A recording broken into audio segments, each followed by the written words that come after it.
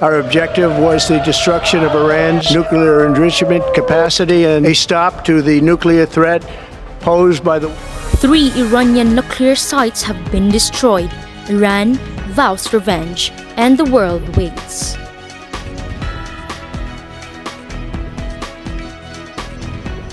This is the Breakdown PH, where we make global headlines clear and understandable.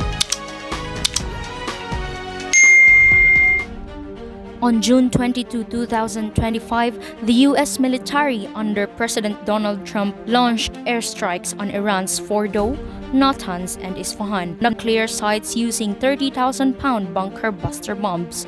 This marked the most aggressive Western military action against Iran since 1979. Our objective was the destruction of Iran's nuclear enrichment capacity and a stop to the nuclear threat posed by the world's #1 state sponsor of terror. Tonight, I can report to the world that the strikes were a spectacular military success. Iran's key nuclear enrichment facilities have been completely and totally obliterated. Iranian Foreign Minister Abbas Araghchi in a press conference from Istanbul called the strike a heinous crime and declared that diplomacy is now dead. Aggression against Iran's peaceful nuclear facilities. It is an outrageous, grave, and unprecedented violation of the fundamental principles of the Charter of the United Nations. Iran began missile retaliation by striking Israeli targets, causing destruction in Tel Aviv and killing over 24 people.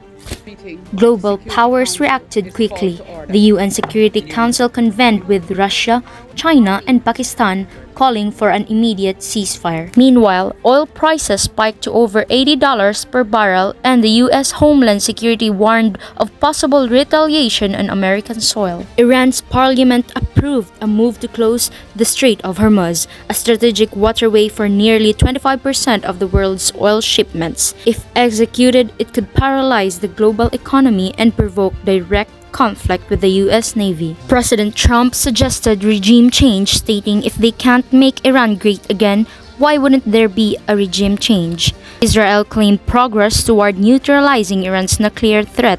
However, U.S. officials, including Defense Secretary Pete Hegseth, denied any intent to topple Iran's government. With over 400 reported deaths in Iran and rising casualties in Israel, civilians on both sides suffer the consequences.